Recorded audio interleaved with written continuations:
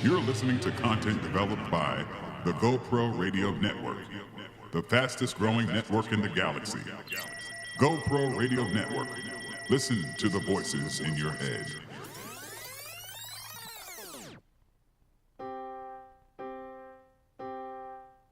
Are you ready for this? Yeah. Come on. Yeah.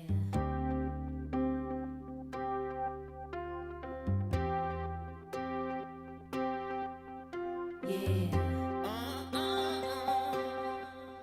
Come on.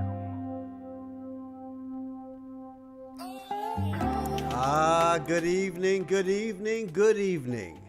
It's Wednesday, June the 3rd, 2015, and welcome to the BCS Experience, History, Arts, Culture, Politics, in Review and Discussion. I'm Byron C. Saunders, your host with the most. The BCS Experience takes a look at our rich history, African American history. We're going to share with you some known and unknown historical facts and information from the past and connect the dots on how they have impacted on our present day events and how they will definitely shape our future as African Americans in this country and around the world. The BCS Experience, History, Arts, Culture, Politics, in Review and Discussion. This is internet radio and will be aired live every Wednesday from 5 to 6 p.m. from the studios of the Iron Metropolis Images on the GoPro Radio Network. You know, I'm really excited about this opportunity to talk to you all across the country and around the globe. I want you to tune in every week on your computer or your phone, and I want you to become a loyal listener. And I personally invite you to lend your voices to this radio talk show to express your opinions on my weekly topics. This is social network radio at its finest. Now, here's the number for you to call in to be a part of the discussion. Call 347-884-9839. Once again, that number to call is 347-884-9839. This week's topic, oh my, history. A celebration of known and unknown heroes and sheroes that need to be recognized for their amazing contributions to the rich cultural legacy of African Americans and the African diaspora. You know, my show is the New Underground Railroad, the New Underground Railroad Express. Next stop is your neighborhood. All aboard to freedom and to freedom land. But before we get started, a little bit of history. You know, this is Black History Month. And to kind of put it all into perspective, it's got to have a starting place that may not be just about music only. Check this out. The date, it's Saturday. It's June the 2nd. It's 1810. You see, the Shotgun House, a residential house design, is celebrated on this date in 1810. It is a Black cultural architectural form that originated in the American South and was used extensively throughout the region. Shotgun houses are prototypically long and narrow with a gable-ended entrance, one room wide and 2 or 3 rooms deep. Some say the shotgun house is so named because one can fire a shotgun through the front door and the shot will exit out the back door without ever touching a wall. As an example, from Mobile to Huntsville, there are literally thousands of shotgun houses scattered throughout Alabama. It is found in both rural and urban southern areas, mainly in African American communities and neighborhoods. The origins of the shotgun house have always been something of a mystery, despite the frequency of its occurrence. Architectural historians have often chosen either to ignore the question of the shotgun's origin or to label it an appearance of Greek revival style adopted from the urban storefront or shop into a dwelling. More recent studies by folklorists and cultural geographers make strong arguments for African beginnings in the case of the shotgun house of the American South. In this country, the shotgun house had its beginnings in New Orleans in the early 19th century after thousands of free blacks came to to New Orleans from Haiti following the revolution of Toussaint Louverture. The Haitian shotgun form was a blend of West African architectural styles with West Indian indigenous architectural styles and is believed to have originated in the 1700s. In 1810, New Orleans, the free black population was as large as the white population. The Afro-Caribbean cultural effect on the material landscape can be seen in many ways, including architectural styles. The early New Orleans shotgun house resembles its Haitian counterpart in every detail, from height and floor space to door and window placement. The Haitian shotgun form was a blend of West African architectural styles with West Indian Aboriginal architectural styles. Now, as the shotgun house evolved through the 19th century, it was prettied up with decorative elements borrowed from popular tastes of the times, from Greek Revival to Victorian gingerbread. One can find a number of examples of late 19th century shotgun houses in larger towns and cities, from West Africa to the Caribbean to the Gulf Coast of the southeastern United States. This folk architectural style evolved into the vernacular shotgun house. Most fascinating of all, the name of the house type, shotgun, may be an altered form of togun, the African Yoruba word for house. The shotgun house was typically used as low-cost housing for the low-income workers of the South.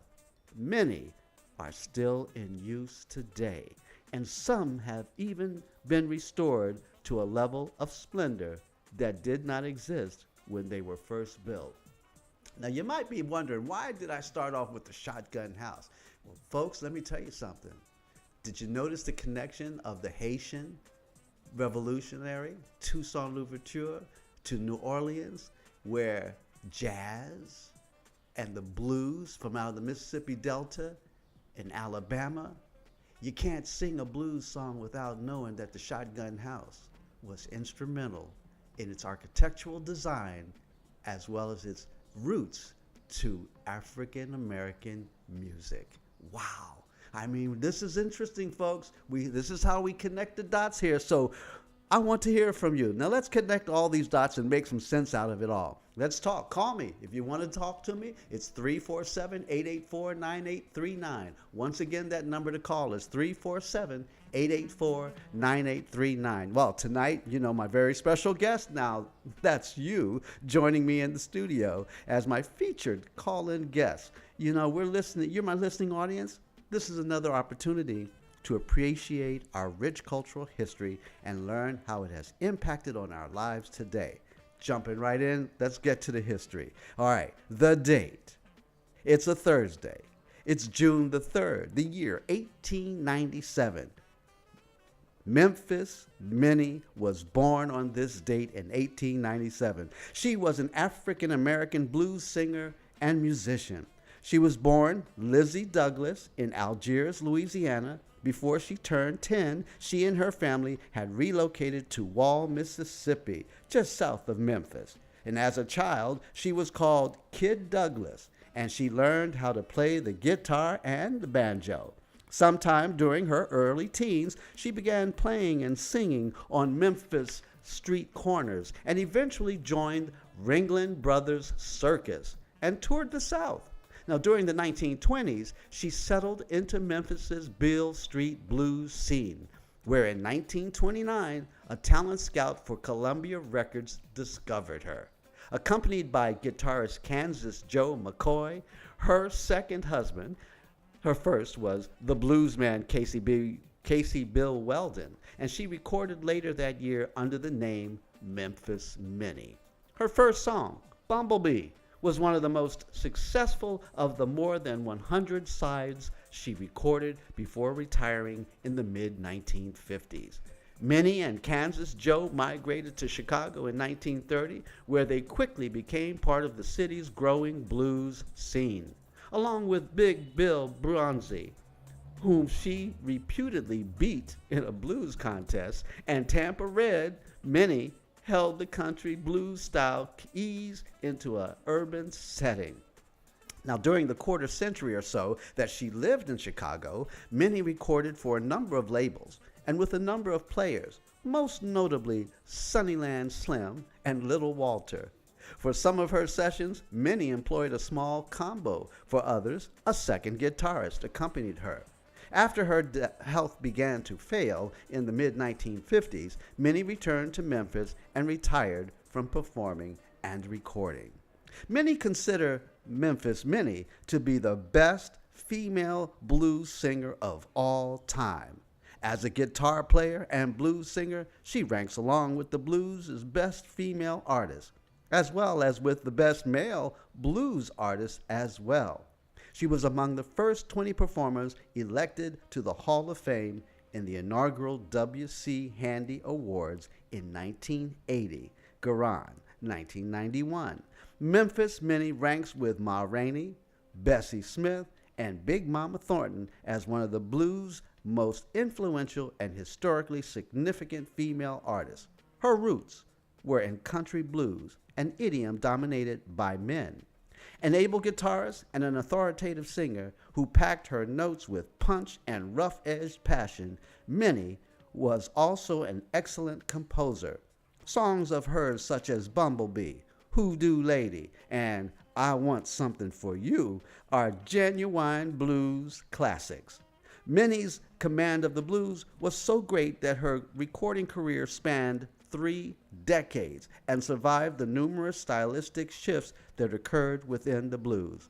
Along the way, she influenced a number of prominent blues figures such as Muddy Waters, and almost single-handedly kept a female presence in what became an increasingly male form. She spent her twilight years in a nursing home where she died of a stroke on August the 6th, 1973. So while you're watching that movie Bessie with Queen Latifah, you gotta remember, and that's a great movie, folks, on HBO, but you cannot remember Bessie until you really put it into context about Memphis Minnie. Oh my goodness, the blues, baby. All right, moving right along before we take that first break. The date is Friday, June the 2nd, 1905. Valeda Snow was born on this date in 1905. She was an African-American musician and entertainer. Born in Cleveland City, Tennessee, she was raised in an intensely musical family. Mother Etta Washington Snow taught Valeda to play cello, bass, violin, banjo, mandolin, harp, accordion, clarinet, saxophone, and trumpet. She also sang and danced. By the time she was 15 years old, she was entertaining professionally and had decided to concentrate on trumpet and vocals. She had 2 sisters and 3 brothers. Her sisters Laveda and Hattie and brother Aviator were also professional singers. Snow had a 3rd brother, Sylvester, and a half-brother, Joseph Artemus Bush. Joseph never sang professionally or played an instrument of any kind. In 1924, Snow attracted attention in the Cecil and Blake show in Bamville, the Chocolate Dandies. Then she was in London with the Blackbirds, recording with Johnny Clace, Derek Neville, Freddie Gardner, and others. She also worked in China, and after her return to the United States, she headlined in Chicago and Los Angeles, then rejoined the Blackbirds in Paris. Snow also played in Liza across Europe and in Russia. In the early 30s, she was performing in the Ethel Waters show, Rhapsody in Black in New York, and in the mid-30s, she returned to London and then to Hollywood, where she made films with her husband, Ananias Berry, of the Berry Brothers dancing troupe.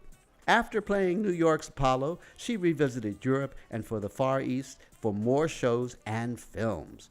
In 1939, while in Scandinavia, Snow was arrested by the invading Germans and interned in a concentration camp at West Friesland. After 18 months, she was released as an exchange prisoner and returned to New York. After her return from prison, Snow married Earl Edwards. Damaged both physically and psychologically, she still began performing again. Sadly, the spark and vitality that had made her one of the outstanding American entertainers of the 30s had begun to dim. In her prime, Snow had perfect pitch and was also a skilled transcriber and arranger. Snow played and sang the blues with deep feeling and could more than hold her own on up-tempo swingers. And as a phenomenal musician, because she was a woman in the jazz world of the 30s and 40s, she was regarded as something of a curiosity.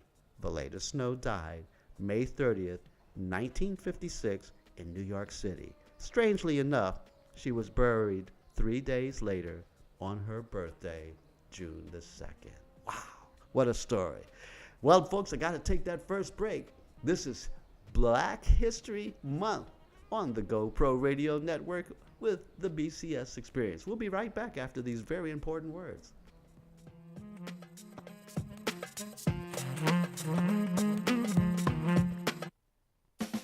You're listening to content developed by the GoPro Radio Network, the fastest growing network in the galaxy. GoPro Radio Network. Listen to the voices in your head.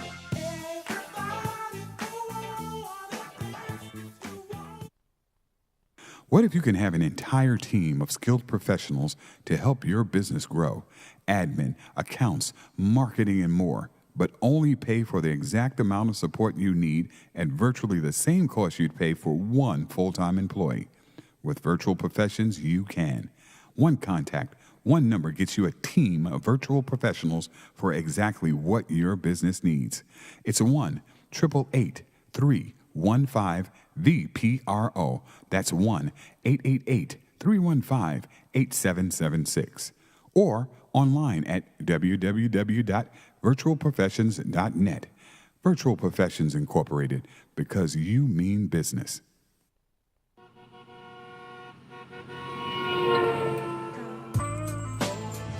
We interrupt this broadcast to bring you a great opportunity. If you have an event, product, service, talent, or something important to say, now is your chance.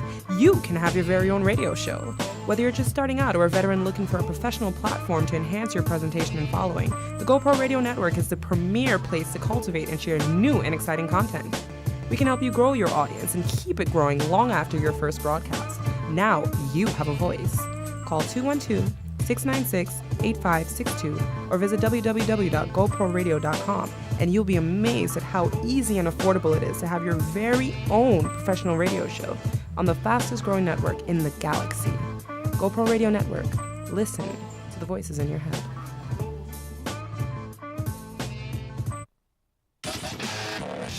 You're listening to content developed by the GoPro Radio Network, the fastest growing network in the galaxy. GoPro Radio Network. Listen to the voices in your head.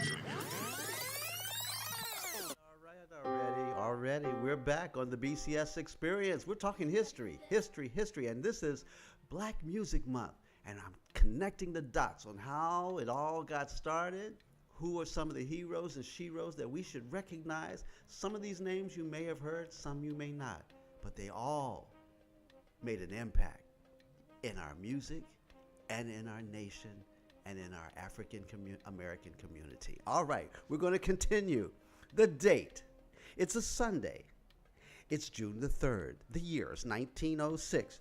You see, Josephine Baker, an African-American French expatriate, dancer, and singer, was born on this date in 1906. Baker was born Frida Josephine McDonald in St. Louis. Her father was a drummer and her mother was a washerwoman. At age 8, Baker began working as a maid, and by age 14, she had left home and separated from the first of 5 husbands. Oh my goodness. Her initial break into show business came when she was featured in Shuffle Along, Hubie Blake's famous musical, Broadway's first black musical. in 1921. She played the comic End Girl in the chorus and wound up stealing the show. 4 years later, she was offered the opportunity to go to Paris and perform in La Revue Negra, the La Revue Negra, which means Negro Review.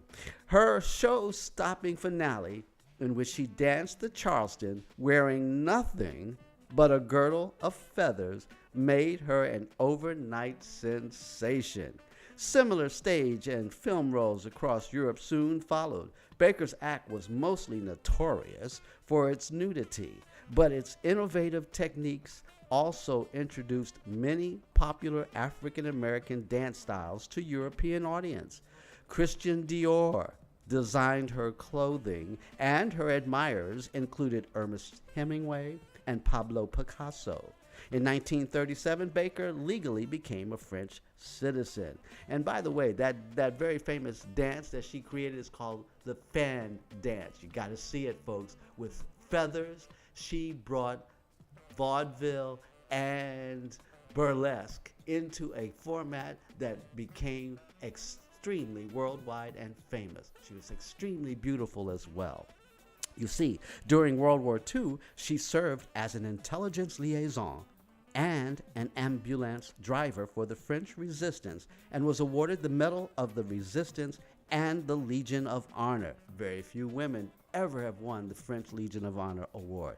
Soon after the war, Baker toured the United States again, and this time she won respect and praise from African Americans for her support of the civil rights movement.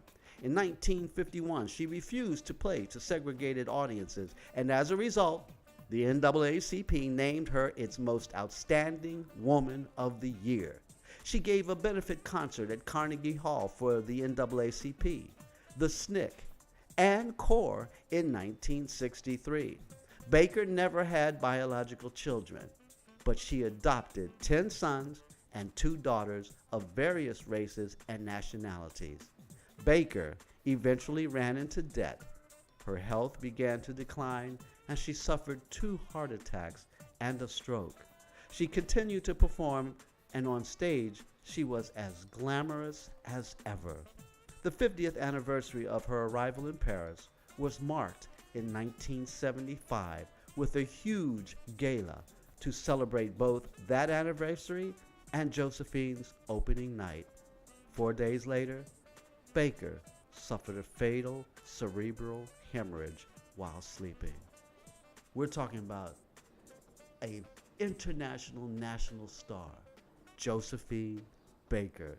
If you don't know the story, look it up. It's a brilliant story. All right, we're going to keep moving. I want to hear from you. Let's connect the dots. You want to talk to me? Do you know this story? Do you know this history? Do you know these men and women, these heroes and sheroes of Black Music Month? You want to talk? Call me, 347-884-9839. Once again, that number to call is 347-884-9839. Okay, we're going right back into the history. The date. It's Sunday. It's June the 2nd. The year is 1907. You see, on this date recalls the birth of Dorothy West in 1907. She was an African-American writer, social activist, and prominent member of the Harlem Renaissance. She was a talented woman from a prominent Boston family.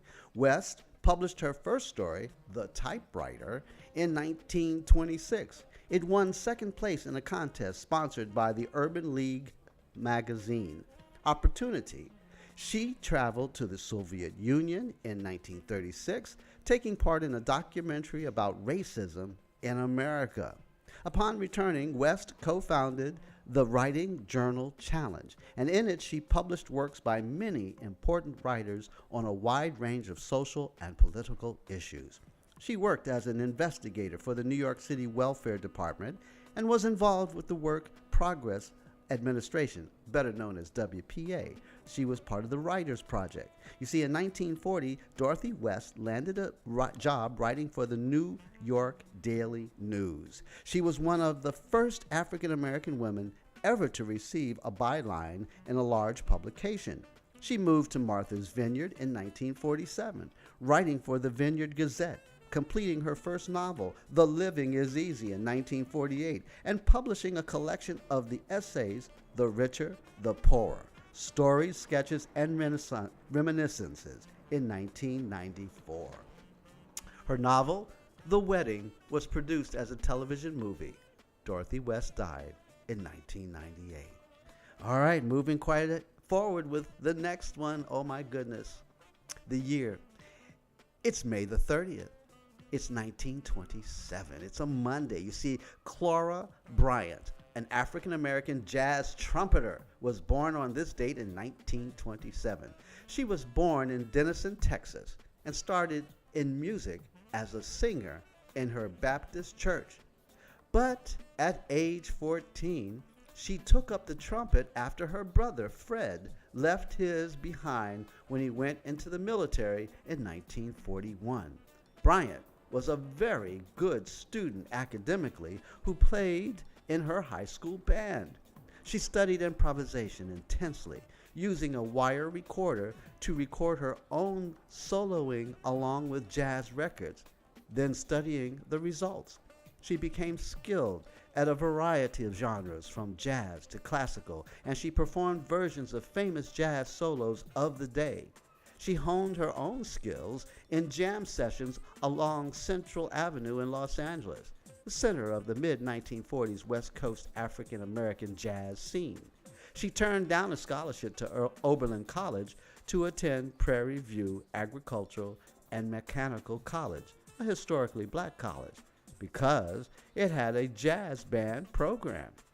There, in the early 1940s, she toured Texas with its all-female band, the Prairie View Coeds.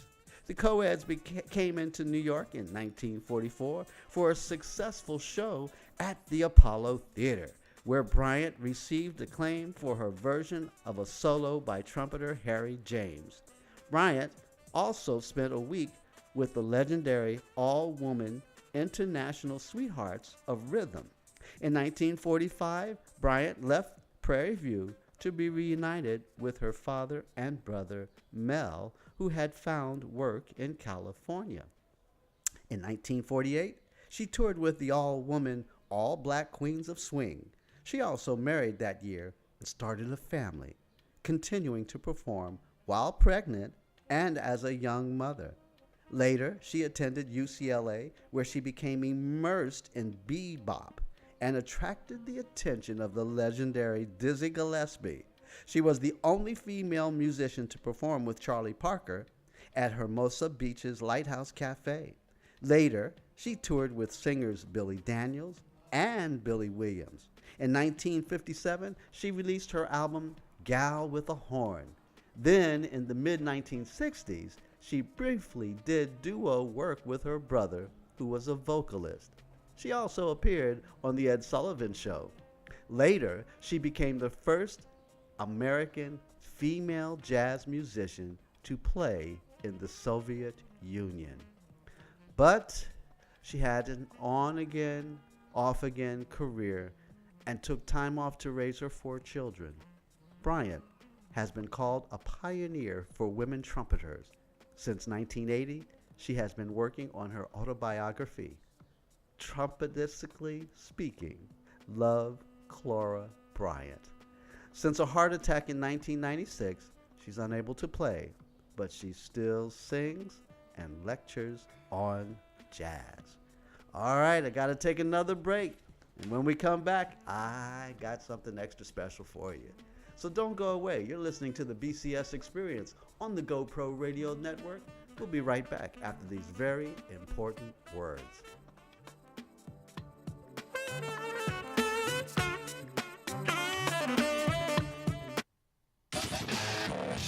You're listening to content developed by the GoPro Radio Network, the fastest growing network in the galaxy. GoPro Radio Network. Listen to the voices in your head.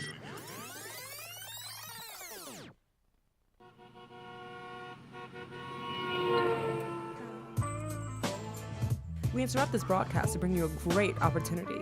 If you have an event, product, service, talent, or something important to say, now is your chance. You can have your very own radio show.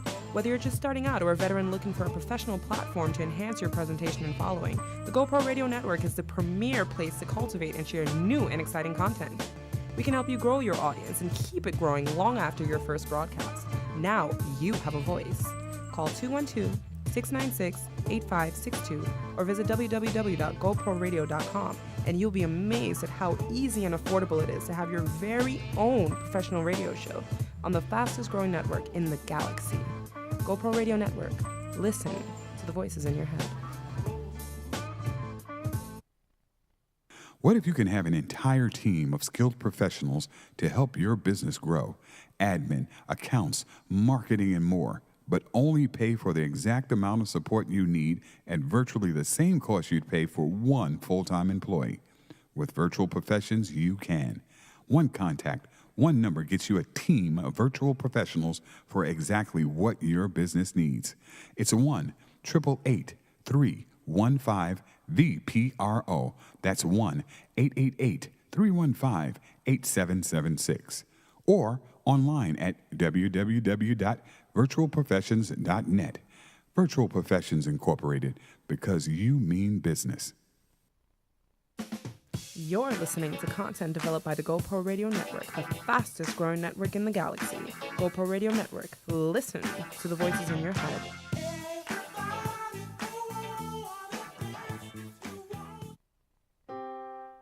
All right, already. We're back on the Are you ready for BCS this? Experience. I'm Byron C. Saunders, your host with the most. We're talking about history. And before we get back into that, a little bit of a commercial for a great opportunity to have some fun this coming Saturday. You see, a community of one has an event on Saturday, June the 6th, from 12 p.m. to 3 p.m. And you see, this is the High School for Excellence and Innovation with the East Side House Settlement will hold their first community school fair, taking place Saturday, June the 6th, 2015, at the beautiful Inwood Campus Track and Field, located 650 Academy Street, New York, 10034. It's from 12 to 3. And guess what? They've got free raffles, they've got a fair, and most of all, they have free food. Now, you don't want to miss this. Bring the entire family, rain or shine. So come on out, enjoy a community of one. For more details, you want to call 347-574-2110. Once again, that number is 347-574-2110. That's Maria Espelant. She's the organizer. So more details, but most of all, come on out on Saturday, 650 Academy Street at the Inwood Campus Track and Field. This is in Manhattan from 12 to 3 p.m. It's a street fair. It's an affair on the track. It's free food. Come on out. Bring the family, have some fun. All right, we're back. We're back with history. And this is Black Music Month. So I'm featuring and showcasing heroes and sheroes that you may or may not have heard the name, but they all had an impact on black music in our African American community. All right, we get back to the date again. It's May the 31st. It's a Wednesday. The year is 1939. You see, Al Young was born on this date in 1939. He is an African American writer and educator. See, he was born in Ocean Springs, Mississippi. Young's family lived there until his father was discharged from the Navy. Then the entire family moved to Detroit, Michigan. And after graduating from high school, Young attended the University of Michigan, where he majored in Spanish. In 1961, Young moved to San Francisco, where he pursued a music career and worked as a disc jockey, writing instructor, and held various jobs to make ends meet between musical gigs. Young graduated with honors and obtained his Bachelor of Arts degree from the University of California at Berkeley in 1969, when Young's first volume of poetry was published. Young has written an additional 3 books of poetry, 5 novels, and 4 books of prose, Black literature, Criticism 2033. His work has appeared in magazines and newspapers such as Rolling Stone and the New York Times, the Chicago Sun-Times, and Harper's. Young's writings have been translated into Spanish, French, German, Italian, Norwegian, Japanese, Polish, and Chinese. Young also has written scripts for Dick Gregory, Sidney Poitier, Bill Cosby, and Richard Pryor. He is the co-founder and editor of the Yardbird Reader and the editor of the anthology. Young's honors include the Joseph Henry Jackson Award, the Pushcart Prize, the American Book Award, and the Wallace Stegner Fellowship Award. He was also received a National Endowment for the Arts and Guggenheim and Fulbright scholarships. Young has been a visiting professor at the University of Washington, Rice, Bowling Green, and Michigan. Al Young lived in Palo Alto, California for nearly 3 decades and currently lives and back in Berkeley, California.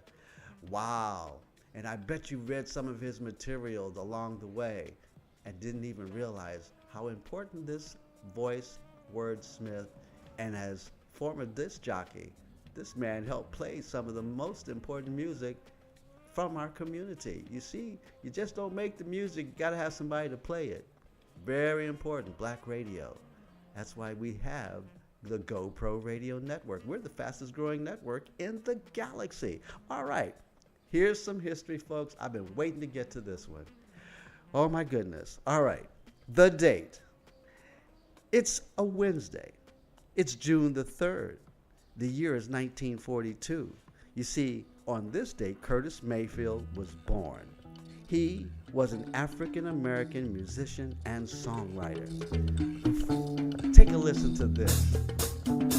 Tell me you don't remember this. Oh my goodness.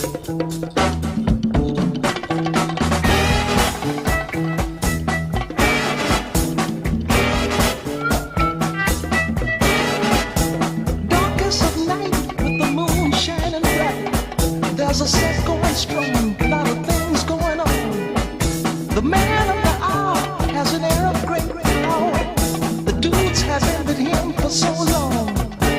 Oh, Superfly, you're gonna make your fortune by and by. But if you lose, don't ask no questions why. The only game you know is do or die. Hard to understand, but a hell of a man. This cat of the slum had a mind, wasn't dumb, but a weakness was shown, cause his hustle was wrong. His mind was his own, but the man lived alone. Ooh, Superfly, you're gonna make your fortune by and by. But if you lose, don't ask no questions why. The only game you know is do or die. The game he plays for keys. Hustling times in ghetto streets, trying to get over. That's what they're trying to do, y'all. Taking all that we can take, gambling with the odds of fate, trying to get over, trying to get over, trying to get over, trying to get over. Ooh, Superfly. Wow. Wow. Oh my goodness. Before we get to that next piece, though, listen to a little bit of that history about Curtis Mayfield. I mean, he set the pace and the tone for the 60s, late 70s, and the 80s. And he's from Chicago, Illinois. Mayfield enjoyed a childhood filled with music. He was a singing by age 7, strongly influenced by a local gospel group. Hold that tune, though. Don't play that next one yet. This group, the Northern Jubilee Gospel Singers, included 3 of his cousins, Sam, Tommy, and Charles Hawkins, and future member of the Impressions, singer, the Iceman himself, Jerry Butler. A self-taught guitarist, Mayfield joined a local group, the Alpha Tone. Inspired by his mother, he began developing his songwriting skills. You see, in 1957, Jerry Butler invited 16-year-old Mayfield to join the Roosters. He wrote and composed music for them. 6 months later, the group met Eddie Thomas, who named them The Impressions and became the group's manager. The Impressions hit the charts a year later with For Your Precious Love, and Mayfield's professional career began. In addition to occasional gigs with The Impressions, he played guitar in Butler's touring band and gave Jerry his first R&B hit in 1960 with He Will Break Your Heart. After saving money from his work with Butler, Mayfield took The Impressions to New York. The Impressions cut some demos, which resulted in a recording contract with ABC Records that produced a run of more than 18 charted singles that made the group one of the most popular R&B acts of the 60s. Songs like It's All Right and Women's Got Soul were Mayfield's lyric highlights. We're a Winner, released in January 1968, became quickly a declaration of pride for African Americans fighting for civil rights in a turmoil-filled decade. In addition to his work with The Impressions, Curtis wrote and produced songs for many record labels, including OK, VJ, Wendy C, and Mayfield Records. But let's take a listen to We're a Winner.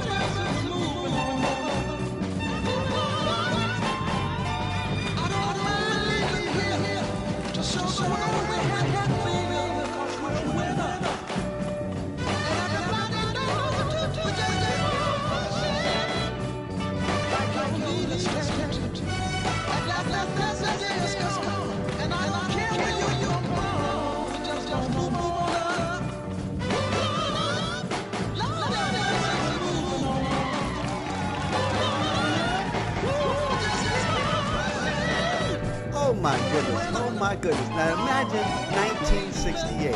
You had James Brown, I'm Black and I'm Proud.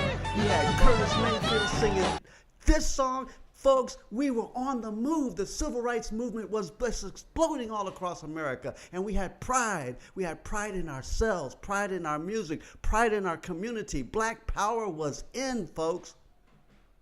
This is why we have to have some good stuff like this, connecting the dots, knowing the impact of that music. And yes, Curtis Mayfield's records and his music, some of them, as well as James Brown, some of the most profiled music, sampled music in our black community.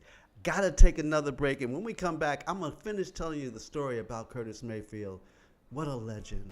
What great music. You're listening to the BCS Experience on the GoPro Radio Network. We'll be right back after these very important words.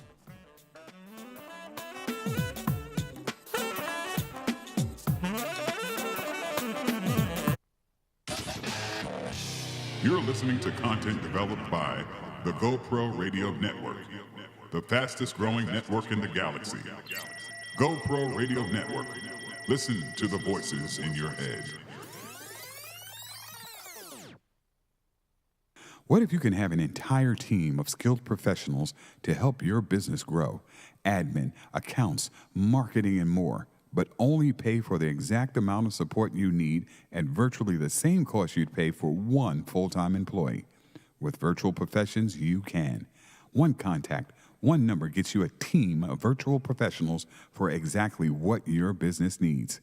It's 1-888-315-VPRO. That's 1-888-315-8776.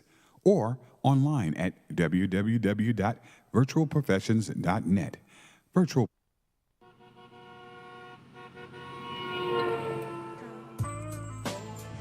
We interrupt this broadcast to bring you a great opportunity. If you have an event, product, service, talent, or something important to say, now is your chance. You can have your very own radio show. Whether you're just starting out or a veteran looking for a professional platform to enhance your presentation and following, the GoPro Radio Network is the premier place to cultivate and share new and exciting content. We can help you grow your audience and keep it growing long after your first broadcast. Now you have a voice. Call 212-696-8562 or visit www.goproradio.com and you'll be amazed at how easy and affordable it is to have your very own professional radio show on the fastest growing network in the galaxy. GoPro Radio Network. Listen to the voices in your head.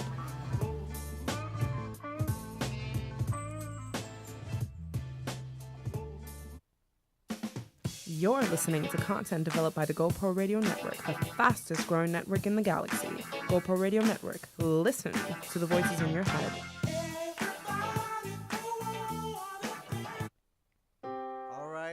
Already we're back on the BCS Experience, ready for man. this? We're exploding music. It's history. Okay, one more time because I know y'all gonna want to get out to this, rain or shine, on Saturday, June the 6th, 650 Academy Street, Inwood Campus Track and Field. It's the first ever A Community of One community school fair. It's from 12 to 3 p.m. Free raffles, rain or shine, and free food. You want more details and more information? Call 347-574-2110. That's Maria Espeleta. She's the organizer, so be there or be square. All right, we were talking about Curtis Mayfield. What an impact. What a historical figure in the history of black music in America. Well, back to his history. 2 years later, in 1970, he launched Curtom Records with distribution through newly formed Buddha Records. Popular artists on the Curtom label included Linda Clifford, the Jones Girls, Donny Hathaway, and after further hits with the Impressions, including Fool for You, This Is My Country, and the classic Choice of Colors. Mayfield began a solo career in early 1970, and after taking to the road for selected performances, Curtis recorded a live album at New York's Bitter End and followed it in the summer of '71 with a second solo studio album, Roots. While at Lincoln Center in New York City, Curtis was approached by Philip Fenty, a screenwriter, and Sig Shore, a producer, with the script of Superfly. Mayfield wrote the score and performed the soundtrack for the film, which proved to be one of the most successful black action films and soundtracks in history.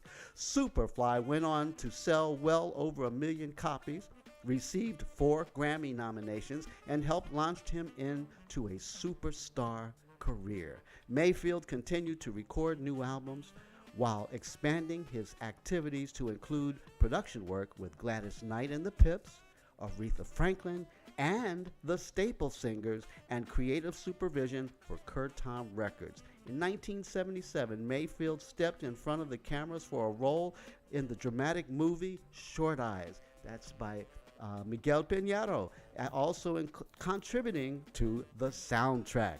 In 1979, a new distribution pact with RSO Records yielded some new chart hits for him.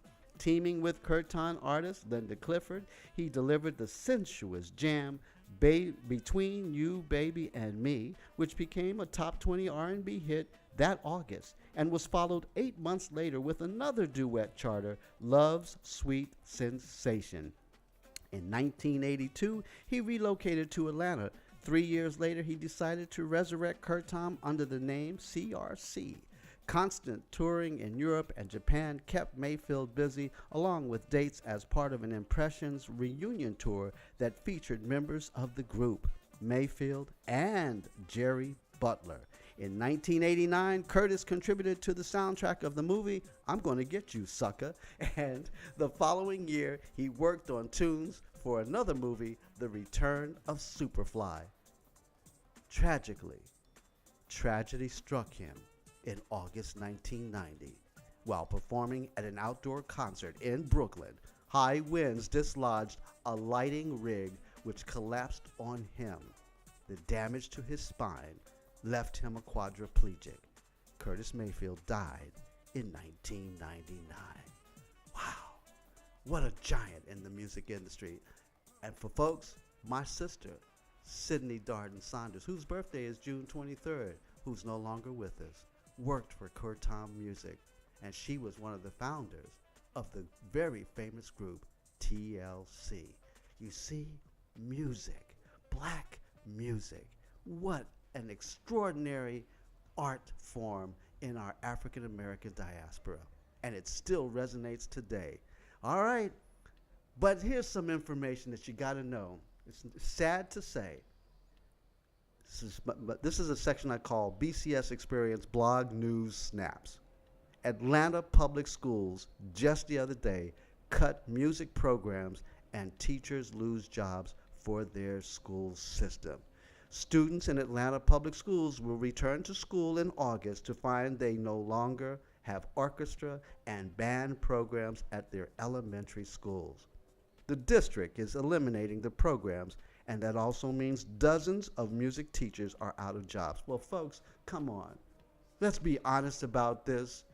The miseducation, de-education of our youth, without the opportunity to express our youth, their God-given talents in the creative arts, this will amount to an immediate go-to-jail card for many gifted students because the children of God no longer have the chance to escape the pipeline to prison complex that the minions of Satan have constructed in the state of Georgia. And we're losing music and art all across the country. Now, you know that's a death knell for many of our students and our children who aspire to be the Curtis Mayfield, the Michael Jacksons, the Kanye West. It doesn't matter. It's about the music. It's about the art. You take that away from them, and they have nowhere else to go but straight to jail.